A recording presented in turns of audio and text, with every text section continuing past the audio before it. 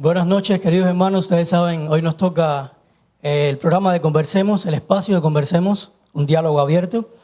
Y le damos la bienvenida a todos ustedes que están presentes con nosotros hoy y también a todos nuestros amigos y nuestros hermanos que se conectan con nosotros a través de las redes sociales. Bienvenidos sean todos. Antes de comenzar, vamos entonces a pedir la dirección de Dios. Sí, ¿cómo no? ¿Quiere orar, pastor? Lloro, muy bien. Querido Señor, ahora que vamos a dialogar acerca de tu palabra, acerca de la vida cristiana, te pedimos que tú te manifiestes en el diálogo, que nos dé sabiduría a través de tu Santo Espíritu, para poder llegar a conclusiones que nos ayuden a crecer y a estar más cerca de tu persona. Esto te lo pedimos y te lo agradecemos en el nombre de Jesús. Amén. Amén. A manera de recuerdo, solamente para recordar y estar todos en la misma página, las preguntas que nos hacen o que nos llegan constantemente a nosotros, las respuestas que se dan acá no son respuestas conclusivas. O sea, no es que lo que se diga acá es la última palabra y ya. No, nosotros simplemente damos respuesta a lo que pensamos acerca de las Escrituras. Ustedes también participan, dan su comentario, pero no quiere decir que sea así y punto. Estamos acá para debatir y para todos juntos llegar a una verdad, una conclusión dirigida por el Espíritu Santo. ¿Ok? ¿Me dejas hacer unas propagandas antes? Claro. Simplemente quiero decirles, especialmente a los que están escuchando por internet, que nosotros estos días que tenemos Conversemos comenzamos un poquito más tarde, no por el hecho que estamos comenzando tarde, sino por el hecho que dedicamos tiempo a la oración con la iglesia antes de lanzar el programa al aire. Entonces, por eso es que no tenemos una hora exacta para comenzar y les agradecemos la paciencia que ustedes tienen mientras esperan.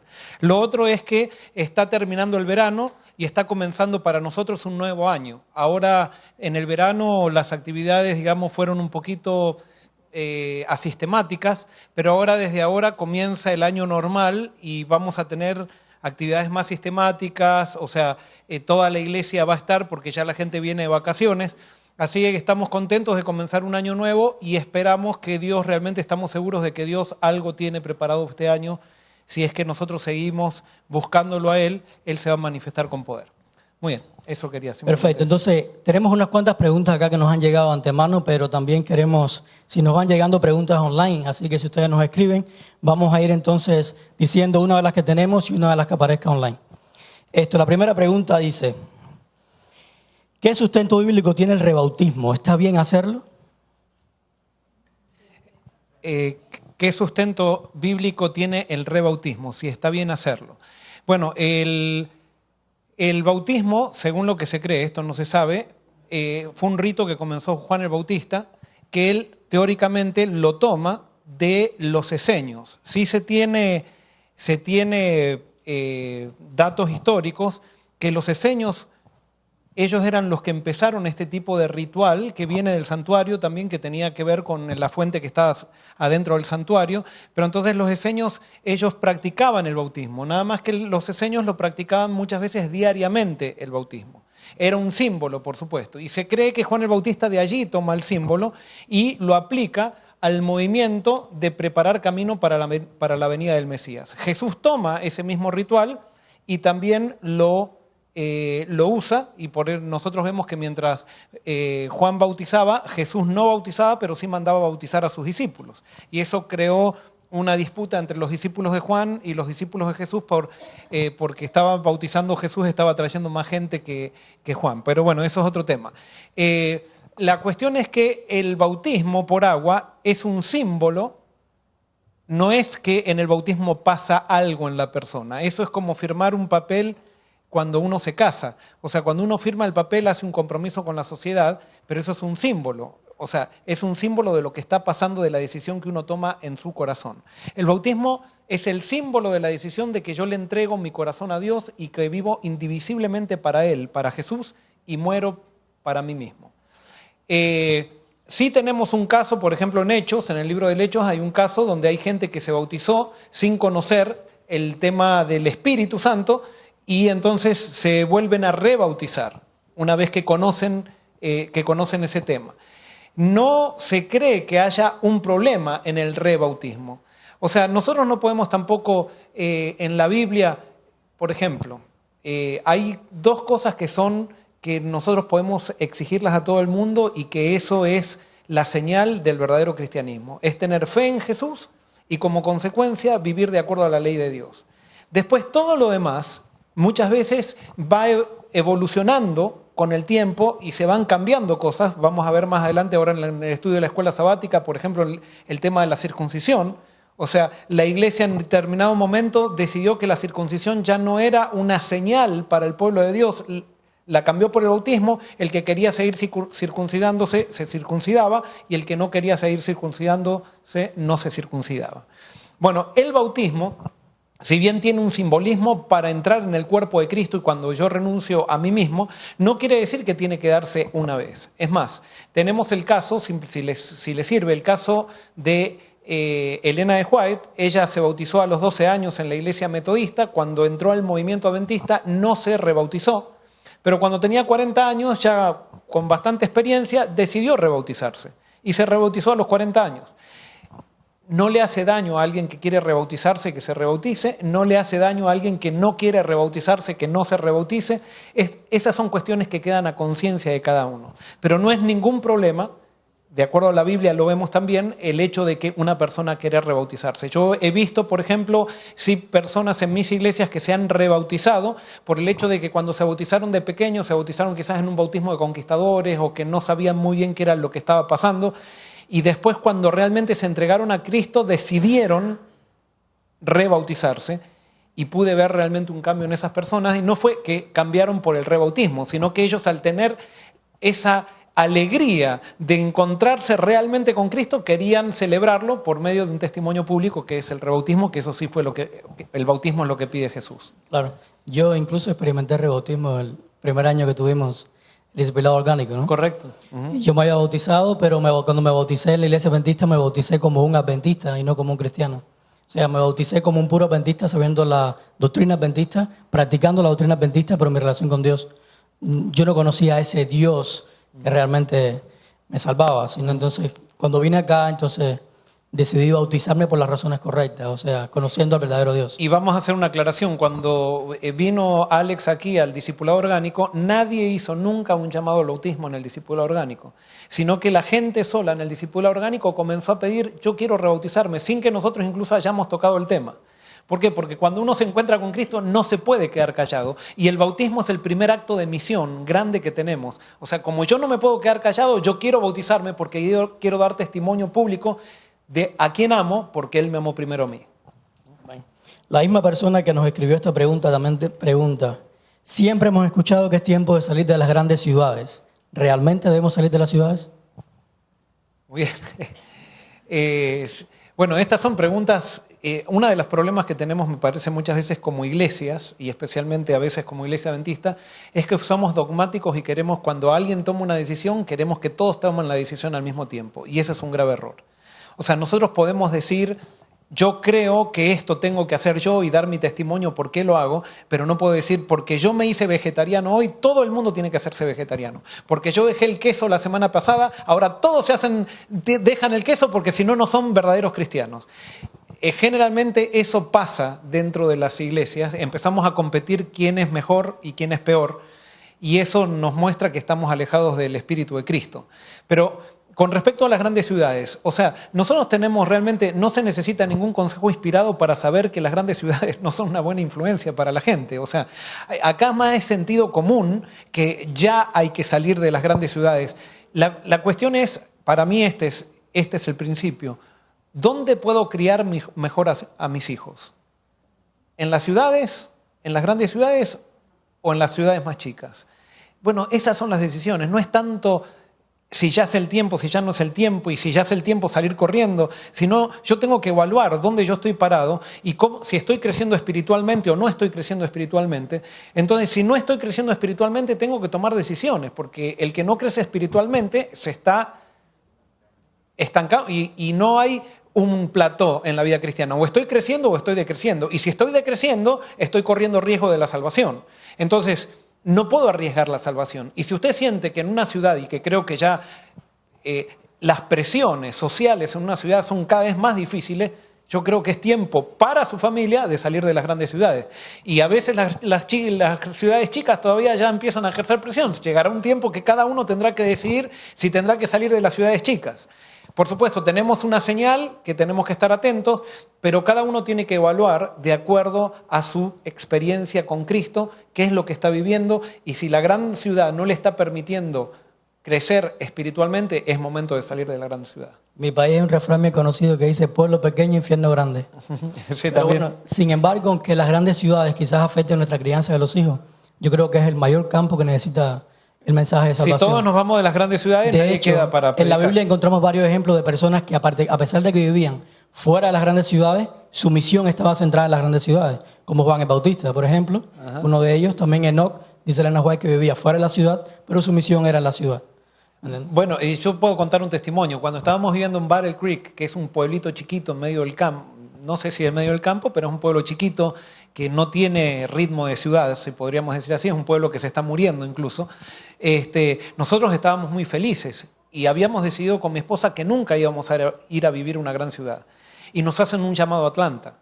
Y cuando estuvimos en Atlanta, cuando nos hicieron el llamado, fuimos a la entrevista, había un peso muy grande en nosotros de aceptar el llamado. Y Amelia me decía, Joel, estamos yendo en contra de los principios que habíamos quedado que íbamos a seguir. Y a veces Dios nos lleva por caminos que nosotros no esperamos. ¿Por qué? Porque Dios quiere que entendamos que es Él más importante que los principios que seguimos, ¿no? Bueno, esta frase puede tener un poco de discusión, pero no la voy a explicar ahora. Pero no es la ciudad o el campo el que me va a salvar, es Dios el que me va a salvar. A veces ponemos nosotros en los consejos de Dios la seguridad de nuestra salvación, cuando la seguridad de nuestra salvación tiene que estar en Dios, no en los consejos que Él nos da. Por supuesto, cuando sigo a Dios, sigo sus consejos. Pero entonces, bueno, la cuestión es que estábamos ahí, ¿qué hacemos? ¿Que aceptamos o no? Y tomamos la decisión de no aceptar el llamado a Atlanta. Y entonces cuando estábamos durmiendo a la noche, que no podíamos dormir por la intranquilidad, Amelia se levanta a la mañana y había una devoción matutina, estábamos en la casa de mi hermana y había una devoción matutina de mi sobrino que estaba abierta y Amelia la lee. Y ahí, cuando la lee, eso le llama la atención y se acerca a mí y me dice, Joel, ¿qué te dice esta devoción matutina? Y yo la leo. Y en esa devoción matutina decía, Pablo servía a Dios donde Dios lo dirigía. Pablo era tan feliz sirviendo a Dios en el Areópago romano o en la cárcel mamertina. Él era feliz donde Dios lo mandaba. Me dice, ¿qué te parece que Dios está diciendo con esto? Y yo sentí que cuando leí eso, como Dios me decía, te estoy mandando a Atlanta, los estoy mandando a Atlanta. Y le dije a Amelia, ¿qué te parece a vos? Porque yo sabía que ella era la que tenía los prejuicios más grandes. Ella me dice, ¿será que Dios nos está pidiendo que sirvamos acá? Creo que Dios nos está diciendo eso. Nos arrodillamos a orar. Llorando oramos, porque le dijimos a Dios, no nos gusta la ciudad, pero nos levantamos de esa oración con una paz. Y si ahora ustedes le preguntan a mi familia, ¿cuál es la ciudad más linda que existe? Es Atlanta. Pero, ¿qué pasó? ¿No? Una de las cosas que dijimos con Amelia es, si Dios nos está mandando a servir a Atlanta, después nos mandará Él al camino que Él tiene para nosotros. Pero si Él nos manda acá, ¿por qué nosotros vamos? Seguramente Él después nos mandará al campo. Y bueno, y tal cual. Dios nos mandó al campo. No estamos en el supercampo, pero estamos en el campo. Cuando estábamos en la casa de Pedro, estábamos más en el campo todavía. Pero Dios muchas veces nos guía de maneras que nosotros no esperamos para que entendamos que la vida del cristiano es por fe. Y no es que a veces Dios incluso nos pide que sacrifiquemos a Isaac cuando va en contra, parece, de su voluntad eso. Pero es para que nosotros aprendamos a ser flexibles en Dios y entendamos que es en Él que está nuestra seguridad y no simplemente en seguir un plan o un consejo, sino que es seguir a Dios antes que su consejo. Por allá atrás creo que iban a decir algo. Vinicio, primero está Juan atrás y después Teresa. Ese tema siempre se ha llevado a tapete en todos los pueblos, en todos los países. Entonces, el hermano Helen White dice claramente que cuando llegue el momento en que su pueblo tenga que salir de las grandes ciudades, de donde sea, él va a autorizar eso. Simplemente. Bueno, más o menos era la pregunta que yo tenía como por inquietud propia. ¿Eso está en el espíritu de profecía, esa recomendación? Yo estoy de acuerdo con lo que se está diciendo, porque uno puede inclusive servir más en la ciudad, depende del lugar donde uno esté y puede ser más útil que en el campo estar solo, aislado. pero ¿está de pronto algún texto en el espíritu de profecía? Sin duda que sí se nos dice en el espíritu de profecía que en el tiempo del fin las ciudades van a tener grandes problemas y graves problemas. Y al estudiar profecía nos damos cuenta que esos problemas van a ser mucho más agudos en las ciudades que en ciudades pequeñas o en el campo. Entonces, el hecho de postergar, no digo porque no es que tenemos que salir corriendo de las ciudades, pero a veces nosotros por cuestiones económicas, más que por cuestiones espirituales, decidimos vivir en ciudades o no. Yo creo que lo primero tiene que estar nuestra vida espiritual. Por supuesto, a veces la misión es tan importante para la vida espiritual que a veces en una ciudad podemos tener más misión que estar en el campo. Entonces, a veces podemos crecer más en una ciudad grande que estar en el campo protegiéndonos de, no sé, sigo aislados por miedo al tiempo del fin. No, o sea, vuelvo a repetir, el campo no es lo que nos va a salvar, ni la ciudad nos va a perder, lo que nos salva es Jesucristo y lo que nos pierde son las influencias que nosotros dejamos entrar en nuestro corazón y a lo que nos exponemos quizás por objetivos egoístas. Y por eso cada uno tiene que evaluar por qué decide vivir donde decide. Y ojalá que las decisiones que tomemos con respecto a dónde vamos a vivir estén motivadas por la misión y estén motivadas por nuestro crecimiento espiritual y no simplemente por una estabilidad financiera. Amén.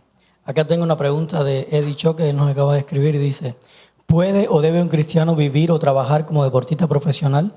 Fútbol. ¿En el cielo habrá deportes de competencia? ¿Es adecuado hacer películas para llevar el evangelio? O sea, ser actor. Bueno, volvemos a repetir la pregunta. Nosotros, cada persona es un mundo con Dios y tiene un llamado de Dios. Y cada persona tiene que evaluar dónde tiene que estar sirviendo a Dios de la manera que lo pueda servir. Por ejemplo, si a alguien, por ejemplo, en la época de Israel le decían, ¿puede un judío trabajar de consejero de los sabios del rey de Babilonia? Todos los judíos hubieran dicho, ¡no! Hay mucha idolatría allí. Y sin embargo, cuando Daniel terminó trabajando ahí, fue gran influencia. O sea, cada persona tiene una misión. Y cada persona, por supuesto, si yo para ser deportista tengo que violar un principio del reino de los cielos, ahí se acabó mi carrera de deportista. Pero eso me puede pasar como deportista, como pastor, me puede pasar como médico, como enfermero, como cualquier carrera. O sea, en cualquier situación, vivir para Dios nos genera pruebas porque en todos lados está Satanás y en todos lados Satanás está para tentarnos y apartarnos de Dios. Por lo tanto, no podemos decir un deportista no puede ser cristiano. No podemos decirlo.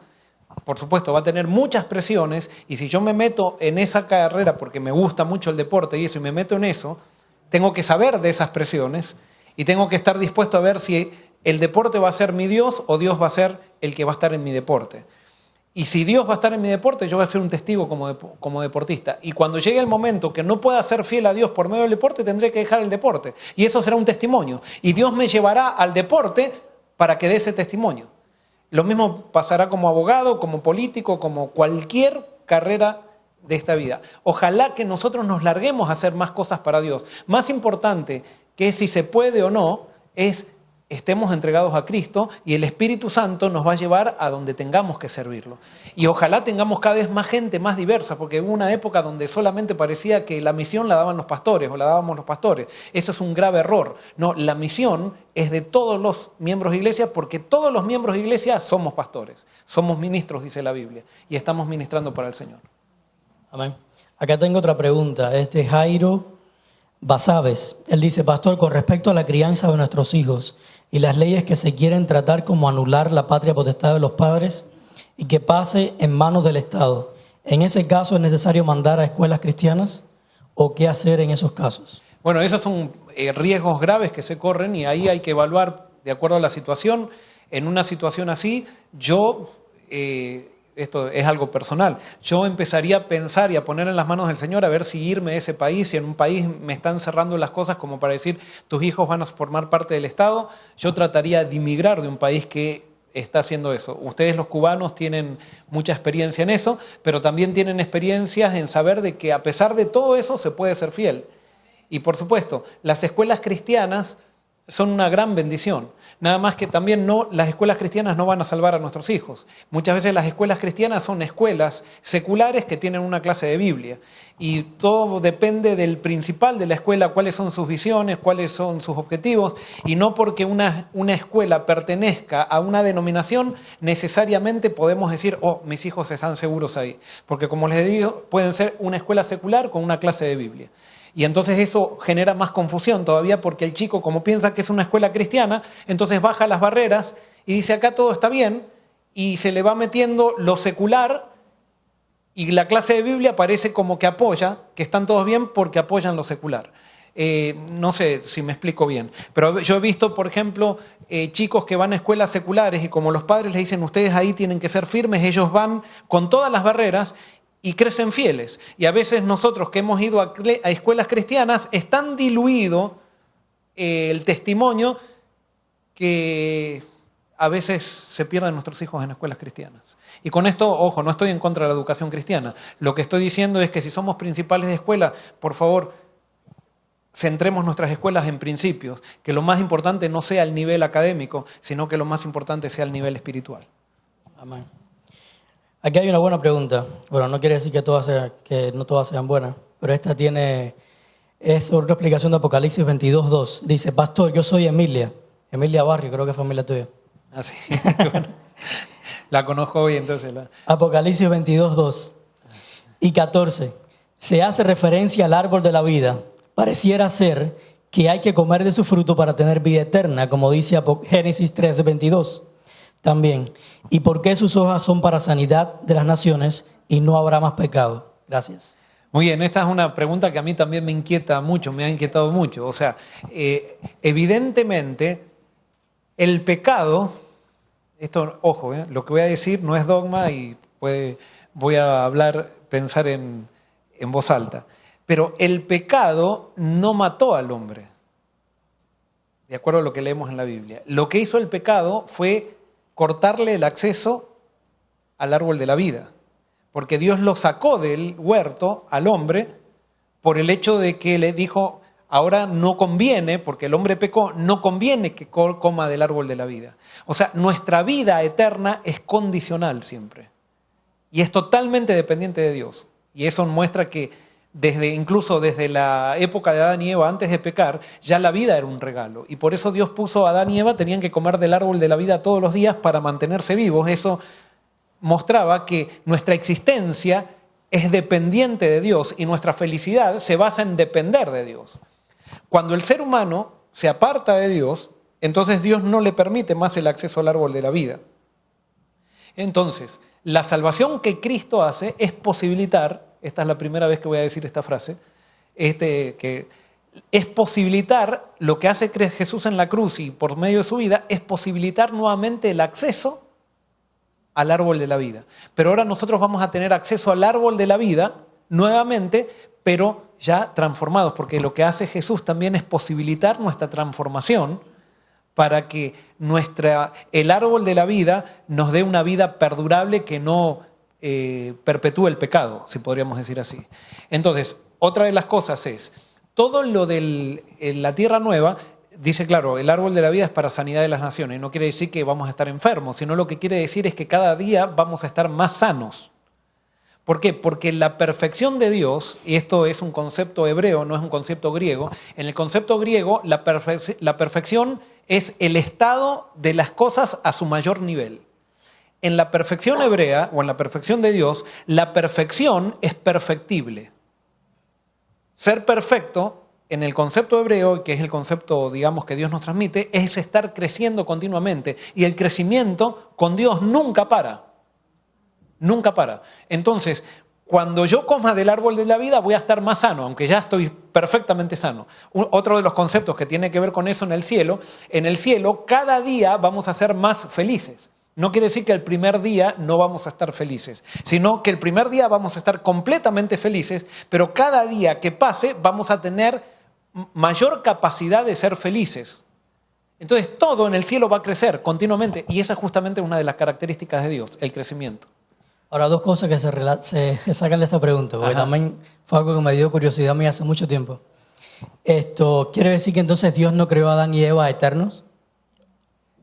Bueno, de acuerdo a esto, correcto, yo creo que Dios creó a Adán y Eva con eternidad, con la posibilidad de eternidad. Dependiendo del árbol de la vida. Dependiendo del árbol de la vida. Eso es lo que deducimos. Ahora, si alguien tiene otra conclusión, podemos estudiarlo, y si no, habrá que esperar al cielo a ver cómo eran las cosas, ¿no? Claro, yo también tuve esta misma duda hace tiempo y de hecho le pregunté a la universidad y no me quisieron dar una respuesta concluyente, más bien me esquivaron. Pero sí, más o menos llegué a esta misma conclusión estudiando, incluso cuando vemos hay un verso en la Biblia que dice, y que lo conocemos todos, la paga del pecado es muerte, mas la dádiva de Dios es vida eterna. La Biblia solamente presenta uno que es eterno, y ese es Dios. Y la eternidad Dios la da como dádiva. O sea, Él la da, Él la comparte contigo, ¿me entiendes? Si tú estás dispuesto. Ahora, no es el caso de los ángeles, y no entiendo por qué no, pero los ángeles aparentemente no tienen que comer del árbol de la vida para ser eternos. Y ellos sí han sido creados aparentemente con eternidad, los ángeles, que van a ser destruidos en el... Pero son cosas muy interesantes que creo que hay que darle pensamiento, ¿no? ¿Por qué dice lo de las hojas para sanidad? O sea, como sanidad, como si allá estuviésemos enfermos y las hojas no dan. Claro, lo que pasa, uno de los principios adventistas de hermenéutica o de estudio de la Biblia, los adventistas no creemos que las palabras de la Biblia son inspiradas. Nosotros creemos que el mensaje de la Biblia es perfecto, que está descrito en palabras imperfectas. Entonces las palabras de la Biblia tratan de describir un mensaje, pero no lo pueden. El mensaje es tan perfecto que palabras humanas e imperfectas no lo pueden. Entonces hay, por ejemplo, en Isaías capítulo 65 dice que el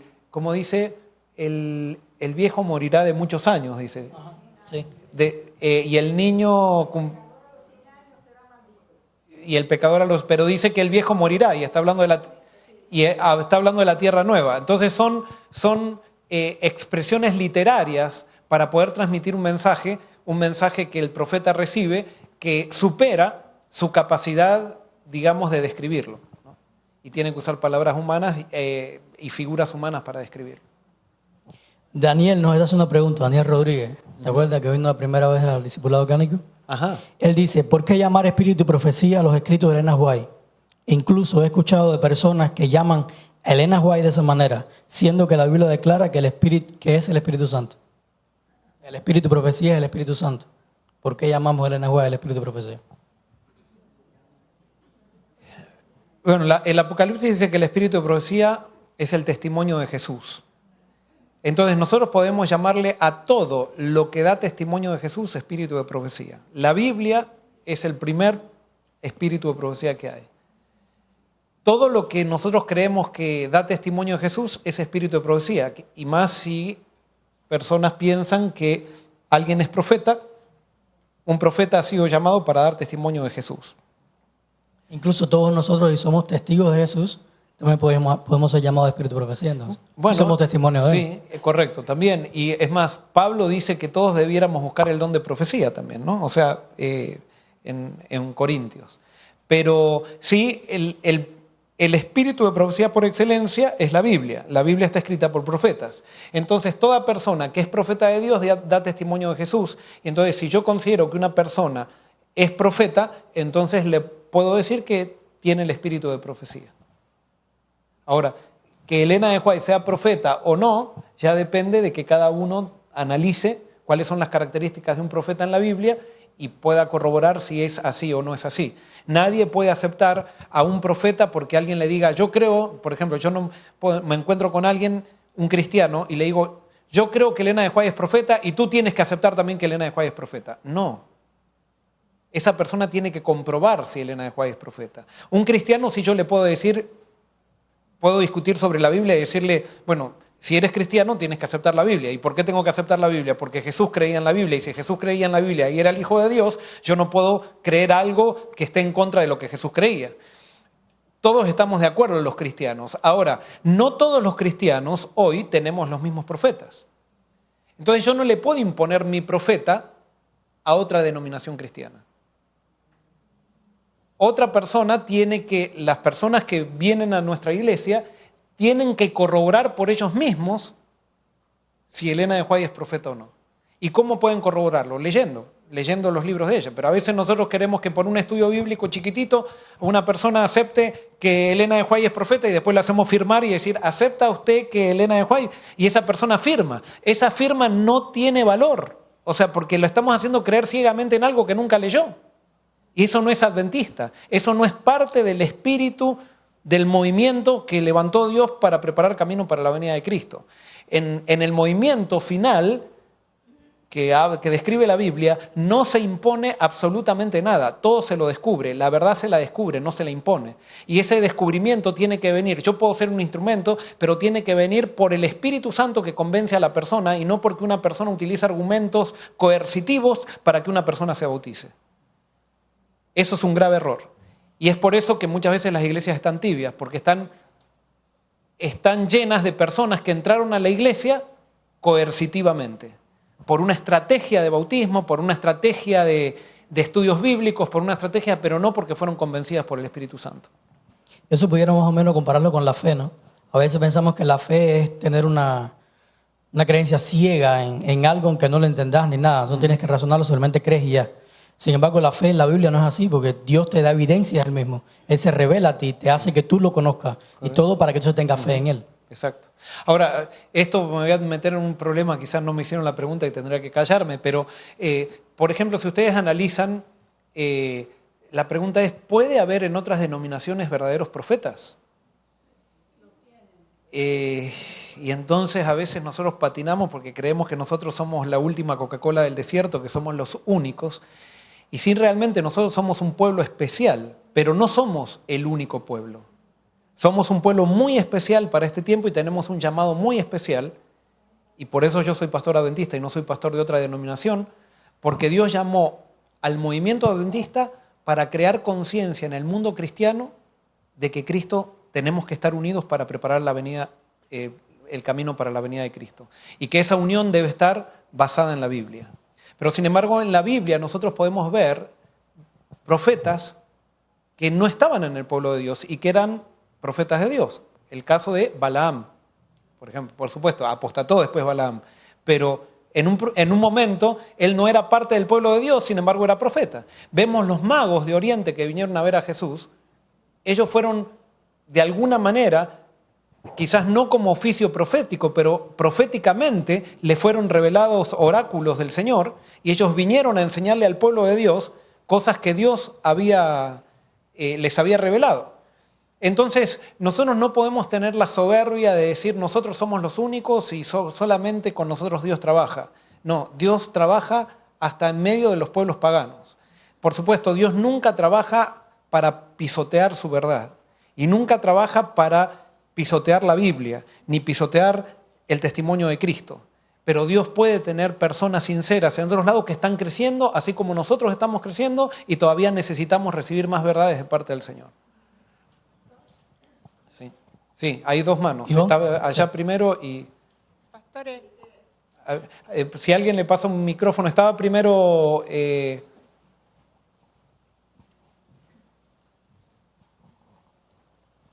Clarencia. Bueno, la pregunta me parece que debe ser un poquito más clara, porque yo entiendo, según dijo él, que el Señor estaba preguntando si la hermana White es el espíritu de profecía. Es muy diferente decir, él es el espíritu de profecía o tiene el espíritu de la profecía. ¿Cuál es la pregunta? Sí, él lo que preguntó fue que la Biblia dice que el Espíritu Santo es el espíritu de profecía. Por supuesto. ¿Por qué llamamos a Elena White espíritu de profecía? Fue lo que preguntó. Por eso mismo no es la hermana White el espíritu de profecía, tiene el espíritu de profecía. Para nosotros. Para nosotros, sí, por supuesto. Cada uno eso tiene que corroborarlo. Había otra mano aquí. Es más o menos lo que dice la hermana, ¿no? Cuando nosotros decimos el espíritu de profecía, estamos hablando de los escritos, no de la persona. Igual la Biblia, ¿no? La Biblia es la palabra de Dios, es la palabra de Dios, pero las personas tenían sus errores, como dice usted, escribían diferente. Igual hermana White era una persona que podía fallar también. Incluso mucha gente de afuera no cree en ella y empieza a buscar sus errores como persona. ¿no es cierto? Entonces, para mí, cuando hablan del espíritu de profecía, cuando uno está predicando, póngale o hablando, dice, en los espíritus de profecía dice tal y tal cosa, no está diciendo que ella sea el espíritu de profecía, está diciendo que lo que Dios le dijo, nos ha dicho a través de ella. Sí, Eso yo es lo que creo ella también es que a veces nosotros como denominación, y eso le pasa a todas las denominaciones, estamos muy encerrados en nosotros mismos y tenemos un vocabulario muy dogmático para nuestra cultura interna. Y muchas veces cuando hablamos, de alguna manera dejamos afuera a todo el que no forma parte de nuestro entorno religioso cultural, lo dejamos afuera de nuestro diálogo. Y creo que nosotros, como Jesús nos manda a ser más abiertos para dejar entrar a gente. Y por ejemplo, hay muchas veces gente viene a la iglesia y nosotros hablamos de la pluma inspirada, que de paso está mal porque la pluma no es inspirada, pero tenemos un montón de frases que son frases culturales, que se han creado por una cultura que hemos desarrollado adentro de nuestra iglesia. Y tendríamos que esas cosas quebrarlas un poquito, continuamente ser intencionales en quebrar esas cosas para dar a las personas que no forman parte de nuestro grupo, pero que son cristianos y son tan sinceros como nosotros, que estén dispuestos quizás no a hacerse miembros de nuestra iglesia, pero sí a estar unidos a nosotros, estar unidos en el mismo espíritu, estar unidos en los mismos principios. Hay algo que sí es claro. Yo creo que al final del tiempo los cristianos vamos a estar unidos, no en una institución, sino sobre los mismos principios y la misma persona que es Jesucristo. Y creo que cuando un cristiano de una denominación, por ejemplo, yo que soy adventista, con una persona que es bautista, sincera, si estudiamos sinceramente los dos la Biblia, tanto el adventista estudia la Biblia no para confirmar lo que le enseñaron en el adventismo, y el bautista estudia la Biblia no para confirmar lo que le enseñaron en la iglesia bautista, sino que estudiamos la Biblia para ver qué es lo que Dios nos confirma a través del Espíritu Santo, es imposible que lleguemos a conclusiones diferentes. El gran problema que tenemos nosotros los cristianos es que muy pocos estudiamos la Biblia, y cuando estudiamos la Biblia la estudiamos con un paquetito que nos metieron en la cabeza para confirmar lo que nos metieron en la cabeza y no para descubrir lo que Dios quiere ponernos en la cabeza por medio del Espíritu Santo. Por eso tenemos nosotros consejos inspirados que dicen que no son, bueno, dije entre comillas, no, yo creo que son inspirados. O sea, que tenemos que ir con la mente en blanco. Cada vez que vamos a la Biblia tenemos que ir con la mente en blanco y dejando de lado nuestros credos. Para que Dios, cuando leamos la Biblia, si hay que tirar abajo nuestros credos, que Dios tire abajo nuestros credos. Y no vayamos a la Biblia para confirmar lo que nos enseñaron en nuestra iglesia, sino que vayamos a la Biblia para ver lo que el Espíritu Santo nos dice. Eso me recuerda, el pastor Graterol estaba predicando el sábado pasado y él decía, lo más difícil no es aprender cosas nuevas, sino desaprender todas las cosas que hemos metido en nuestra cabeza desde pequeños para que Dios nos enseñe lo nuevo. Tengo una pregunta acá, es bastante larga, así que bueno, dice, comparando el carácter de Dios en el antiguo, en el que muchas de las leyes establecidas por el mismo Dios implicaban la ejecución de la justicia mediante ojo por ojo, diente por diente, mano por mano, golpe por golpe, vida por vida. Y da varios textos, Éxodo 21, 24, Levítico 24, 19. Dice, con que muchos años más tarde Jesús cambia radicalmente ese estatuto para establecer, oísteis que fue dicho, ojo por ojo, diente por diente, pero yo os digo, no resistáis al que os mató, dice aquí, antes a cualquiera que en la mejilla derecha vuélvete también y dale la otra. ¿Cómo podemos entender este tipo de cambios de parecer en Dios a través de los años? ¿De qué manera repercute esto en el pueblo de Dios en la actualidad? Muy bien, esta es una pregunta muy interesante que creo que necesita ser bien respondida también. O sea, acá hay... De hecho, disculpa que te corte, sí. Creo que en septiembre vamos a tener un tema precisamente de esto, ¿verdad? Correcto. En la serie que vamos a tener. Ajá, exacto. Ahora, acá primero lo que debemos aclarar es que Jesús no cambió nada.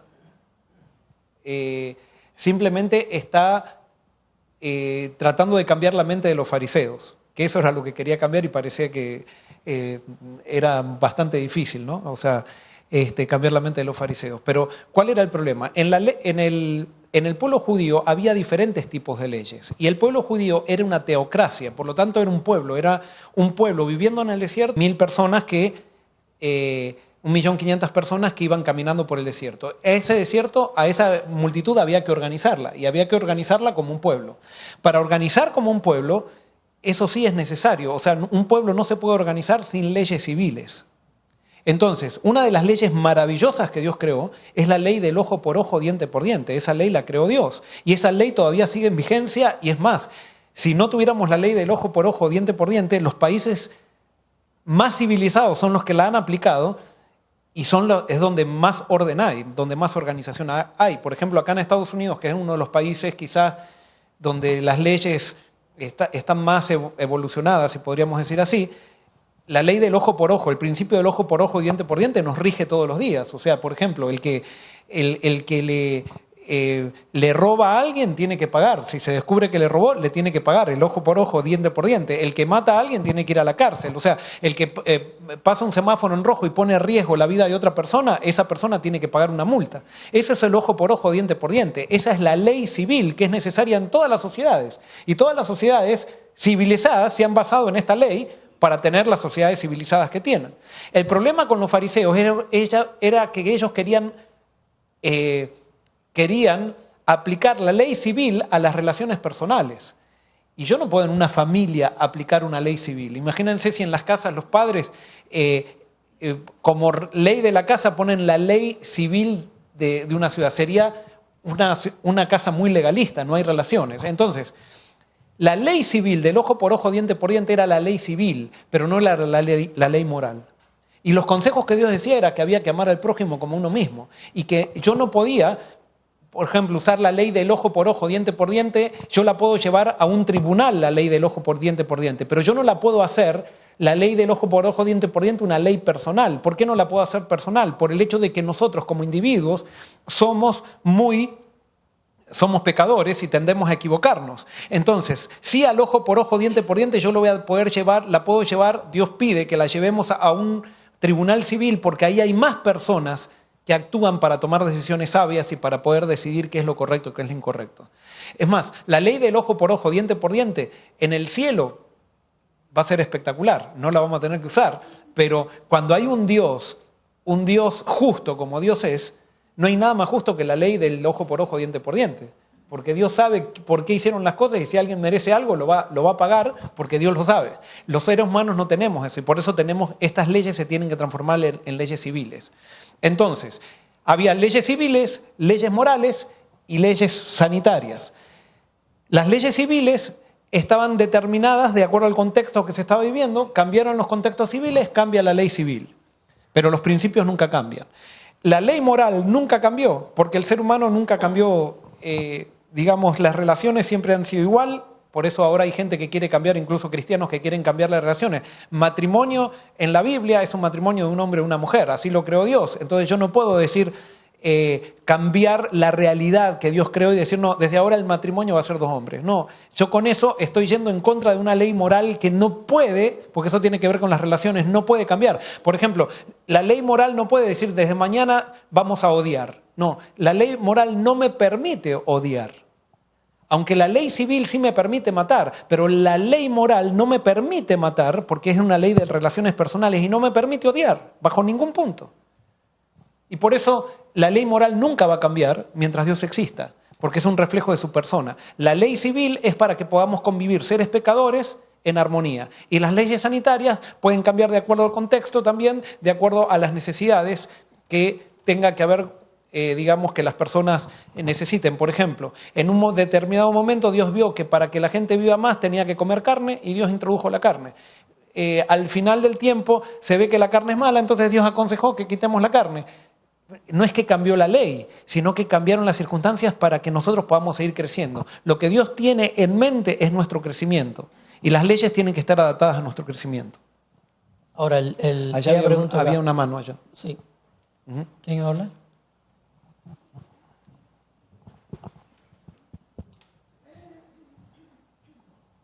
Estoy de acuerdo con lo que usted está diciendo y creo que Dios tuvo que hacer algunas cosas. Jesús dijo, ¿por qué en el tiempo de Moisés se le daba carta de divorcio a las mujeres? Pero él dijo, pero en el principio no era así. O sea, Jesús presentaba la verdad pura. Y le dijo, por esta razón fue que se le dio carta de divorcio. Correcto, exacto. A veces Dios tiene que cambiar las cosas también porque Dios encuentra a una persona en un lugar muy lejos de Él y Él la tiene que tomar del lugar donde está y llevarla al lugar donde Dios está.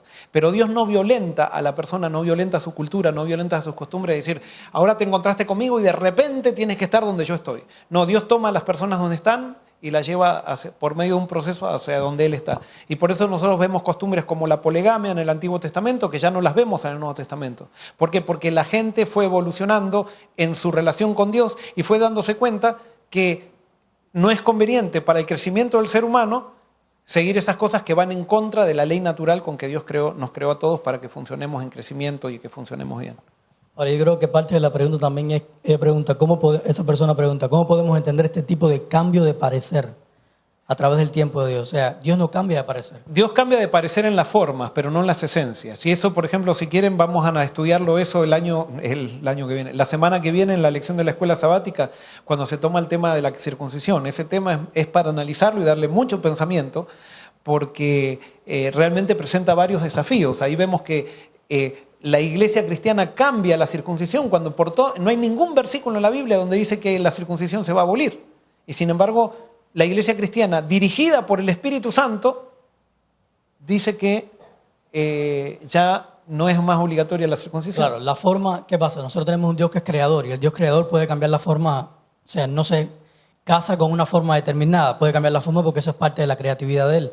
Aparte que Él cambia la forma para que la misión pueda realizarse, ¿me entiendes? Ahora, pero en cuanto a los principios, Dios nunca cambia de principio. Es que no puede Es cambiar. el mismo Dios del Antiguo Testamento que el mismo Dios del Nuevo Testamento. Los principios no se pueden cambiar porque los principios que Dios creó las cosas son el marco de la existencia. Y si Dios cambia los principios, tiene que cambiar a Él mismo, porque los principios reflejan su carácter. Entonces los principios no se pueden cambiar. Ahora sí, la forma en cómo se aplica un principio en cada época, en cada lugar, en cada circunstancia puede variar, pero el principio nunca varía. Amén. Entonces acá tengo otra pregunta. Y yo creo que ya con esta estaríamos terminando.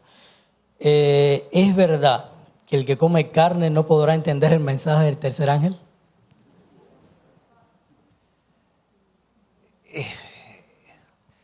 Bueno, es verdad que alguno que coma carne quizás no pueda entender el mensaje del tercer ángel, como es verdad que alguno que no coma carne tampoco lo entienda. Acá la cuestión no es comer carne o no comer carne, sino que la cuestión es tener una mente clara. Y de eso se trata. No se trata de comer o no comer. Y volvemos al tema, ahora sí, el tema de vuelta que del principio que dijimos es el tema de la conciencia. Cada uno tiene una relación con Dios.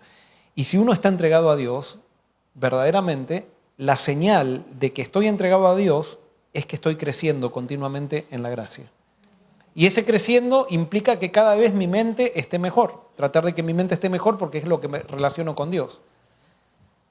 En cierto contexto puede ser que alguien tenga que dejar de comer carne para tener su mente más clara. Pero en otros contextos puede ser que una persona, si deja de comer carne, no tiene otra cosa que comer y entonces su mente va a estar menos clara si deja de comer carne. Entonces, acá la cuestión es un principio y es el principio de vivir lo más sano posible para poder entender mejor a Dios. Por supuesto, todos estamos convencidos que la carne no nos está haciendo muy bien. Todos estamos convencidos que el cigarrillo hace mal, ¿verdad? Sin embargo, todavía todos no estamos muy convencidos de que, y esto voy a decir algo que escuché, no es que yo soy un estudioso de esto, pero todos estamos convencidos de que, no estamos todavía muy convencidos de que el ejercicio es necesario. Sin embargo, dicen que una persona que fuma moderadamente y hace ejercicio es más sana que una persona que no fuma y no hace ejercicio. Y con esto no estoy diciendo que ahora empecemos a fumar moderadamente. No sé si me explico. El que se aferra de las formas está diciendo, el pastor está diciendo que no. Lo que estoy diciendo es que acá tenemos que tener a la vida se la vive inteligentemente. Y yo lo que tengo que ver es cómo puedo tener mi mente más clara. Entonces, si dejar de comer carne va a poner mi mente más clara en el contexto que estoy y tengo la posibilidad de hacerlo, tendrás que dejar, para entender el mensaje del tercer ángel, tendrás que dejar de comer carne. Pero no necesariamente eso va a pasar con todos y tiene que ser así con todos. Lo importante es que seamos leales a Cristo y que la religión no sea un juego de qué hago o qué no hago, sino que la religión sea basada en cómo puedo amar mejor a Cristo, entender mejor a Dios y dedicarle mejor mi vida a Él. Y que eso sea lo que determine qué es lo que voy a hacer y qué es lo que no voy a hacer. Había una mano. Pues tenés el micrófono. Sí, solo quería aportar que la mayoría de las personas que preguntan eso es porque quieren tener seguridad para poder decirle a otro que deje la carne.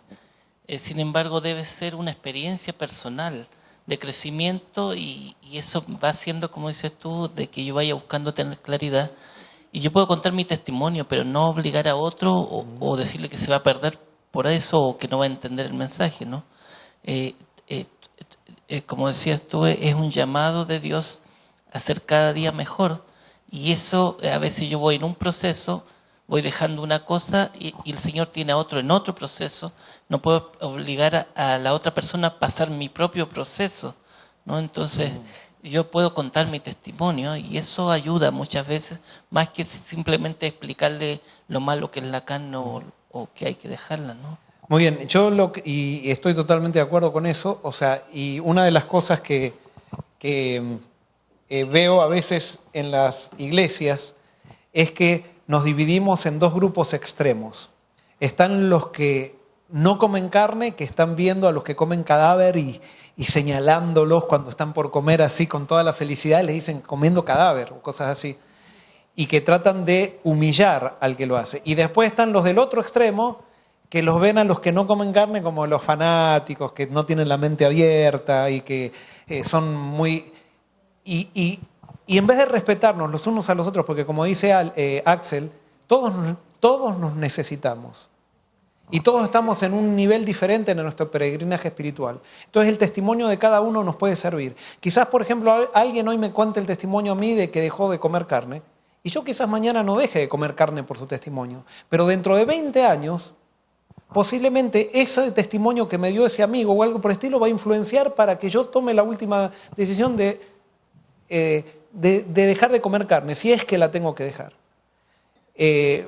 Por supuesto, vuelvo a repetir, el principio es que seamos cada día más sanos. Por ejemplo, yo soy una persona que me hice vegetariano a los 11 años y me comía un montón de carne vegetal. Y todavía me gusta la carne vegetal, todavía me gusta la carne incluso, aunque no como. Ahora me doy cuenta que la carne vegetal, en la mayoría de las carnes vegetales son peores que la misma carne. Pero nosotros estamos comiendo carne vegetal como si fuera eso que nos va a salvar. Y cuando no es, acá la cuestión es estar más sano. No es comer carne vegetal es qué es lo más sano. Y eso es lo que yo tengo que comer. Dentro de las posibilidades, eso es lo que yo tengo que comer. Sí. Ahí una mano. Y ya tenemos que ir terminando, sí, ahora sí, porque ya... Quería decir algo con respecto a comer o no comer carne. Es un tema que no importa en qué lado el enemigo nos ponga, siempre y cuando estemos en los extremos vamos a estar mal. El consejo que tenemos es llegará el tiempo. Llegará el tiempo en que debemos de, como dice usted, buscar vivir una vida más saludable, porque según va pasando el tiempo, según nosotros estamos más enfermos, también los animales están bien enfermos y lo que se usa para los animales, los antibióticos, también pasan a nosotros. Y con el Departamento de Sanidad y todo lo que hay, aún así no hay un control bien. No solo en la carne, también en muchos productos vegetales, con la nueva modificación que se está haciendo, también tienen problemas. Pues, ¿cómo debemos nosotros como cristianos enfrentar estas situaciones? Lo que debemos es buscar más conocimiento, mirar los estudios científicos que se están haciendo con respecto a diferentes productos y pedirle al Señor que nos ayude individualmente a poder conocer nuestro cuerpo y la condición que tenemos para vivir una vida más saludable, porque el enemigo va a tratar de que por medio de lo que nosotros hacemos, comemos, acortar la vida de esos siervos de Dios que van a ser un testimonio que pueden expandir aún más el mensaje. Todo es como está agrupado. Cuando nosotros queremos servir a Dios, el enemigo va a tratar de acortar nuestra vida. Sí. Es muy importante nosotros individualmente, sin atacar a nadie. Es mi opinión personal. No voy a dar a las manos que ahora porque ya se nos fuimos de tiempo, pero termino diciendo esto. La vida cristiana, Pablo lo dice, no es comida ni bebida. El gran problema es que muchas veces, lo hemos visto, es que en las iglesias el hecho de dejar la carne o no comerla se ha transformado en nuestro Cristo. Y hemos suplantado, a veces se habla más en una iglesia de lo que hay que comer y de lo que no hay que comer que de Cristo. La gente tiene más claro los estudios de qué es lo que hace mal y llega un momento que en la casa tenemos que comer aire porque ya todo hace mal. Entonces tenemos que tener cuidado de no gastar todas nuestras energías en cosas que no son lo más importante, que son importantes sí, y que ayudan a lo más importante sí. Pero no podemos quitar la centralidad de Cristo de nuestra experiencia personal. Y cuando Cristo es el centro, todo eso que dijimos y lo que recién se dijo que estoy de acuerdo y todo eso, va a tomar el contexto correcto. Pero no vamos a estar tampoco un día si alguien se le metió un